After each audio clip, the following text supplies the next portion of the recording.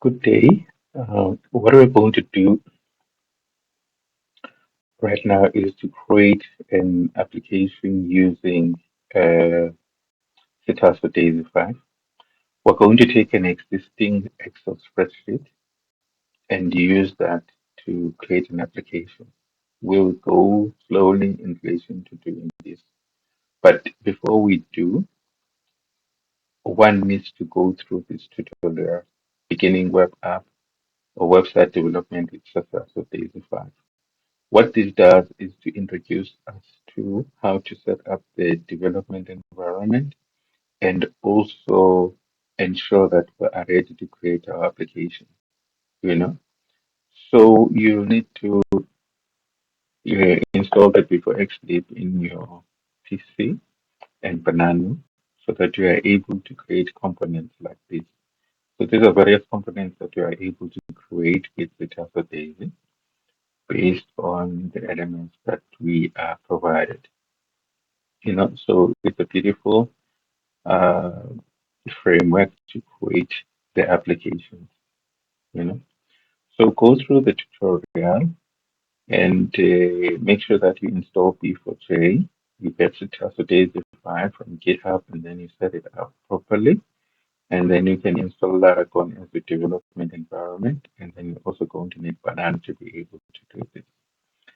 So you can create folders to be able to store your information or your project. Like for example, the shared for shared modules, workspace for your project, and then libraries for additional libraries.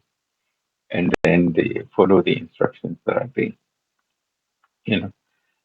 So and then you can open the demo application, and then these are the setups that are supposed to be in your library, and then your path configuration. It's easy when your path configuration is having shortcuts because it works better like that. And then in the demo application, there are various layouts that have been created so that you learn how to put the various components in layout and create user interface. So, for example, here it is the layout with some components and then some collapsible components that are used here. And then here, this code here demonstrates in terms of how do we define buttons and then define the events, like click events with a button define event. That one day is for loading a layout and then updated the title of the navigation bar. And then this one is discussing about the main module. Where, for example, we define our app parameters. For example, our app is S5 demo and also some other things. So the tutorial to get your environment set up is very easy. And then these are the logs that show when you run the demo application. If all goes well, you won't be having any errors that are reported. And this will tell you when you publish your application, where is the output that is generated with it, like example, the HTML, CSS, and JavaScript files that you will publish on your web application. And then this is the final application that shows when you run the demo application or deploy it. It has been deployed to Vercel, but it runs this after the deployment is successful. So this is what this tutorial does. It just makes you to be able to set up a development environment so that you are ready to create applications. There are also other tutorials out there. It has a two ebook. You can go through it for reference purposes because at least it will help you to introduce you in relation to how Sithaso works. And then here is understanding the preference dialog that we have created to create applications, which is what we will be using. Here are other tutorials in relation to designing forms, the grid builder, and then this is a cross application that we created. We've created a military application also. That, for example, you can check out that stores information in a database. In some of the applications that we will create, the information will be stored in a database. Like, for example, here, you know, this project has been inspired by a family show, and then this is squad created a family tree here. Then it stores the records, where, for example, we use a preference dialog here to capture the details of the family members. And then this is the schema of the database, and then the source code of the application itself, and then these are the settings of the back end, which is the database. Like for example, we have a database called stock, and then this is the structure, the schema that you need to use to import to create a database. The database uses an API, so which is what you need, and then the URL of the application itself. So when you run the application and set it up properly, you will see these records, and then you can create your own familiar record. And also you will see this family tree there. So as soon as we add members to this, and then specify the proper market, then we create the links between the various um, family members. So this is just one of the applications that we've created using SithasoDaisy5. And by following the instructions in this beginning tutorial here, you will be able to start creating your own application. So what we're going to do now is we're going to create a collectibles database. So, okay, let me just show you the family show. This is an old program. You see, this is how it looks. So we took inspiration from here, and then the tree spider. The tree spider is a very beautiful JavaScript library that is able to you're able to use it to create relationships between nodes. You know, so this is the same code that is running internally. Like from here, current ID one name, role, and stuff like that. So we use this into task of Daisy, and we're grateful for this. Paolo Sabayomi, who created this Tripara component, was a very amazing application. You know. So what we're going to do, we're going to take an existing Excel spreadsheet of collectibles, like for example, collectibles tracker. Like these are important things that we want to keep track of. You know, for example, this one here, Africa photo of Billy and Gordon Banks, FIFA World Cup board. Let's say that you buy these things and then you want to keep a record of them. Like, for example, there's the item name, the status, it's sold, it's on hand, it's destroyed. What type of item it is it trading cards, sports shares, equals, certainly. Like as we can see here, there's a drop down that enable us to select the type of item and then the status of the item. And then the description, the valuation, is it a wish list item, and things like that.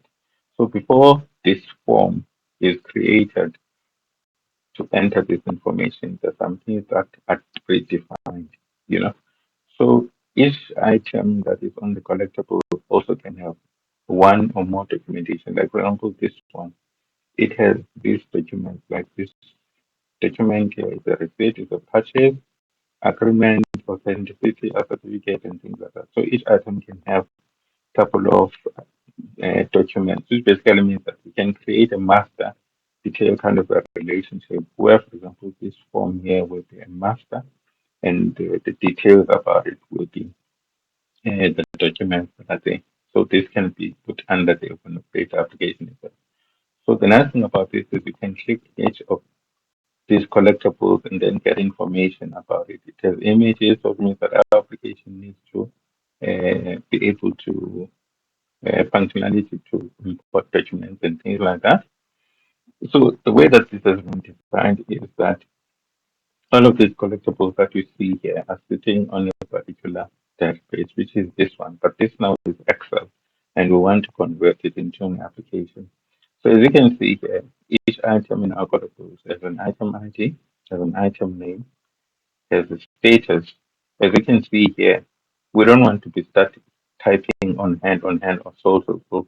So we can use list just like the way that they have defined it here, that it's a drop down or a drop box where you can choose what an item is, you know, and then the type of that item, and then the other things that are here, the dates and all sorts of other things.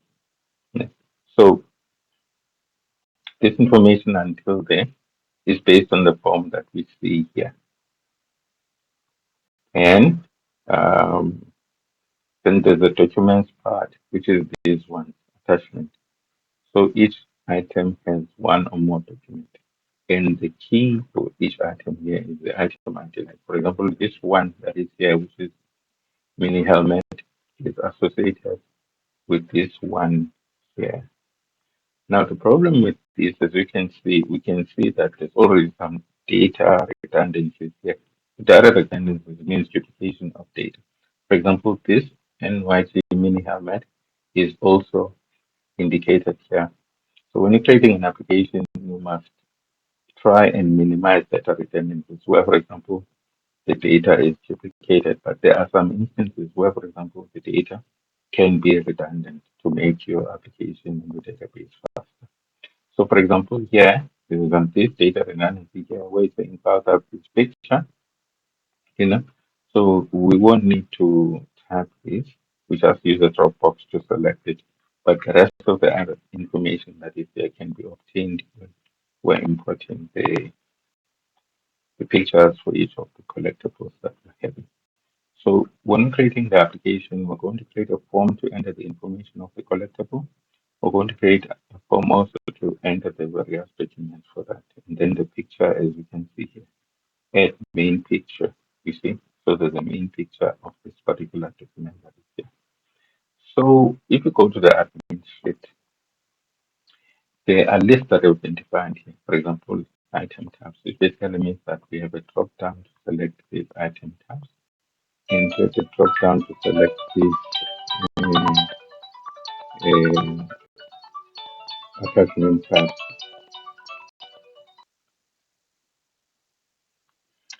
As I was saying, so we have item tabs, which is actually a list of item tabs that we can use. What we can do is to define a file to store these, and then we select them when we want to use them. And then we have statuses, and then we have attachment tabs also, which is used for the files. We don't want to hard code these on the system because what if we have another status that we want to add an item or another attachment tab or another item tab? So it's better that we create a file that will store these, a file that will store these, a file that will store these. Now, in relation to the custom fields that are here, mm, these custom fields are used by the collectibles worksheet. For example, the website manufacturer. These are things that are here. So basically, these are custom fields, yeah, that have been specified by this app to use. So we can define our own custom fields, but we'll use the same things that are here. So the way that we structure this is to actually create an application that will store our collectibles and also have different files for our data integrity so that we don't type trading cards, which are selected from a list. We don't type picture, which are selected from a list. And we don't type data, which are selected from a list. So it means that already we're going to have 1, 2, 3 files to store our collectible. And then the fourth file will be the one that will store this information that is here. So already there will be a relationship between the status and the status type, and then there will be a relationship between the documents also because each document is a type. And also if you go down here, the collectibles, they have a tag. For example, this one that is here has this thing is a little bit buggy, but these are the tags that I get. It means that we can create another table where we store our text and then someone will just select the specific text that is applicable to this because text are for defining things to refer to our collectibles. So instead of typing the text, we can also define them in another table and then person can just select which text is going to be used for that particular collectible. So the purpose for our app is basically to convert this Excel spreadsheet as it is to an app and also this here, but also have the information of the path.